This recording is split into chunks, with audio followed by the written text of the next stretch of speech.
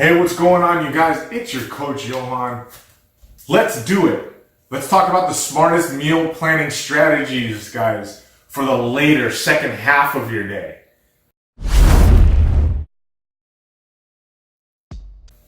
Believe it or not, I want you guys to avoid binging at all costs. I want you guys to avoid skipping meals at all costs. And to do these things, we have to be eating throughout the day. The last video I talked about how you guys are going to eat constantly throughout. So I want to alert you to this. If you knew that it was the best idea to get a lot of dinner volume in your dinner, reply below with, yes, I knew that, coach. If you didn't, tell me, do you binge? If you didn't know that the best strategy was to get most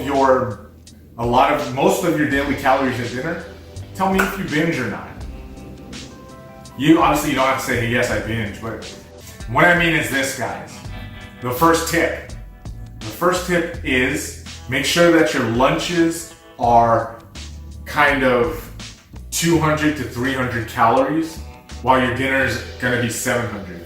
So stagger them in that way. Stagger your lunches and your breakfasts and dinners opposite of each other. That's the first tip. So that means, hey, I know that I'm going to get 600 to 900 calories for dinner tonight. So I'm going to eat less throughout the day, but I am going to eat. Okay? It's pretty simple.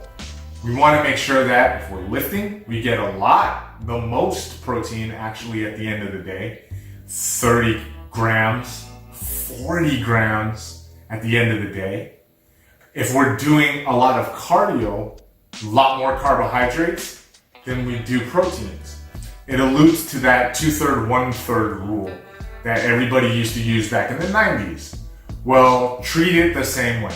1/3 protein if you've done cardio that day, like you were doing a run or a lot of HIIT intervals.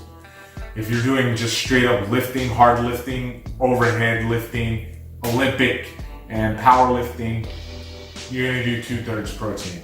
If it's a rest day, keep your ratios nice and even. 50 carbohydrates, 30 protein, 20 fat.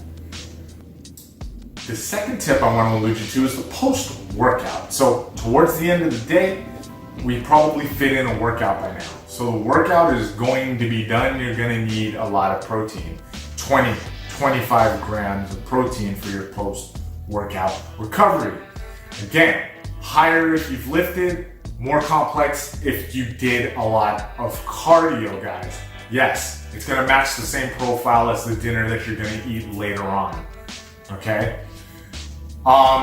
You do want to fuel that workout, but you should have been doing that all day. And it's okay to go into a workout, kind of taper down from the energy you had from lunch and not take something in right before your workout. If you need to, you can take in 50 to 100 calories before the workout. But we're focusing on the second snack of the day, and we're just calling it the post-workout snack because that's when we really want to load up on micronutrients, as well as get those macros, the proteins high.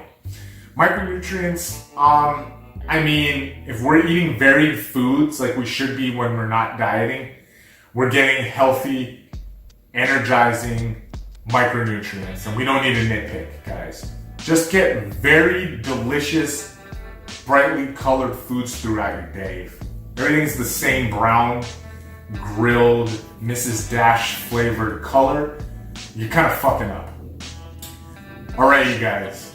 The final thing is, get the most calories, I've been saying it, at dinner time.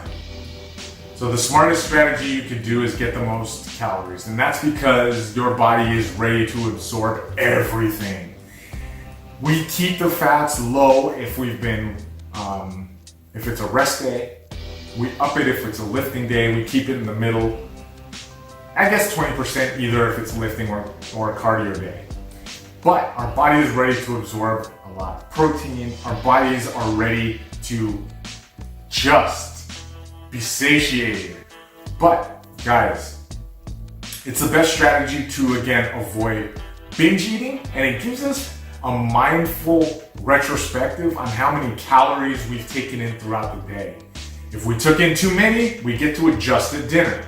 If we took in too few, we get to eat more, right, for dinner. But we're not guaranteed a dessert, right? It's like what happens that I notice, again, because I see it all the time, is when we're binge eating, it's like we get our dinner, we get seconds, and we get our dessert. And that's fantastic. But people always go, oh, I ate a lot less calories. Yeah, but your metabolism crashed because you didn't eat really anything all day.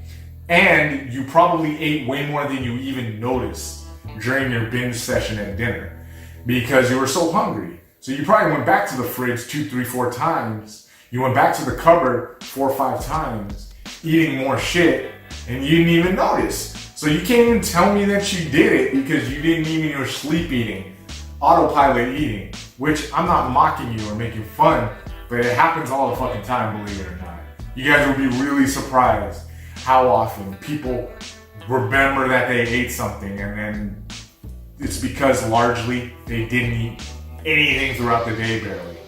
So guys, those are my tips for you, the 3 smartest strategies for meal planning in the second half of your day. Remember, we're avoiding binging, getting you stronger and getting you healthy, making you more capable, more fit people, and keeping you active and your metabolism high. If metabolism's high, we can do more work. If we can do more work, we have more energy to use. If we have more energy, we can build more muscle. If we build more muscle, we keep the metabolism high. It is the opposite of a vicious cycle. It's like a beautiful cycle. So guys, try it out. And I will talk to you soon. Thanks.